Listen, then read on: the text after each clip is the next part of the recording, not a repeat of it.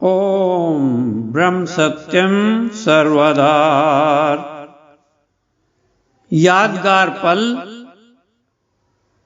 भगत बनारसी दास जी। विषय मालिक की मौज का नजारा।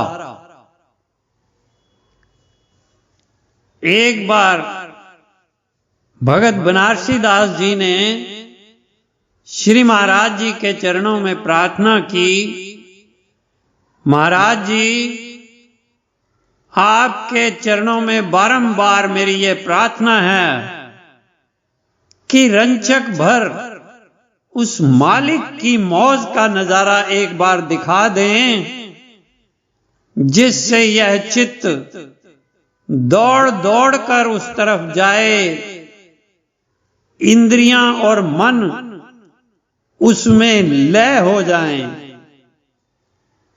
श्री महाराज जी फरमाने लगे, प्रेमी यतन प्रयत्न खुद करके उस मालिक की मौज को हासिल करो। हालांकि ये सब प्रारब्ध संस्कारों के असर और वर्तमान के सत असत कर्मों के असर पर भी निर्भर है। खाली शरीर द्वारा कर्म करने को कर्म नहीं कहते। मन ही मन में जो शुभ अशुभ ख्याल, विचार, वासनाएं, संकल्प विकल्प जो बनते बिगड़ते रहते हैं, जिनको कोई दूसरा देख भी नहीं सकता, उनका प्रभाव भी बुद्धि और सुरती पर पड़ता रहता है।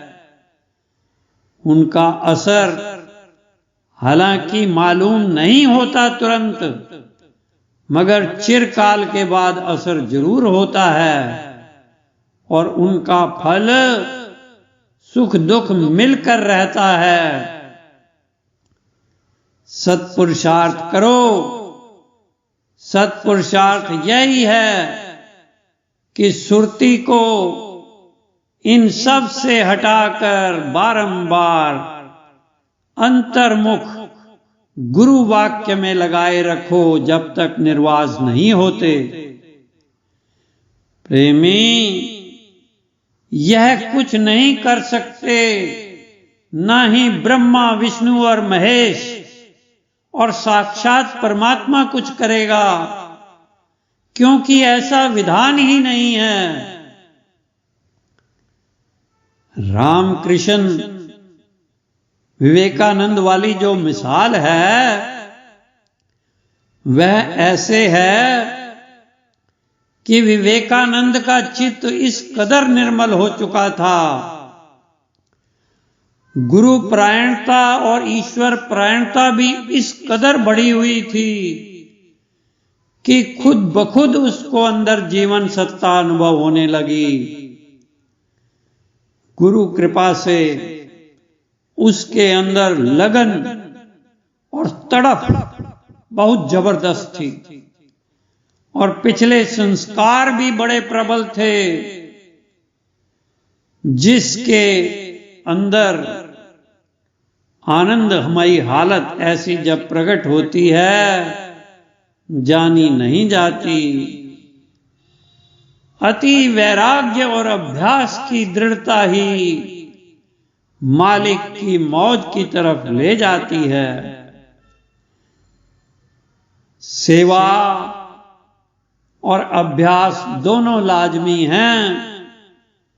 जिस तरह सेवा की तरफ ध्यान देते हो, उसी तरह अभ्यास में भी अगर जुट जाओ तो फिर बेड़ा पार ही है।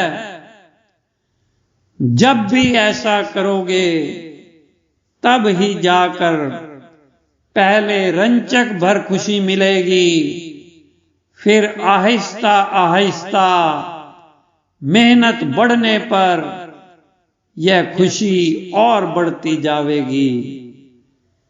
तब इस वासना युक्त पिंजरे से खुलासी मिलेगी।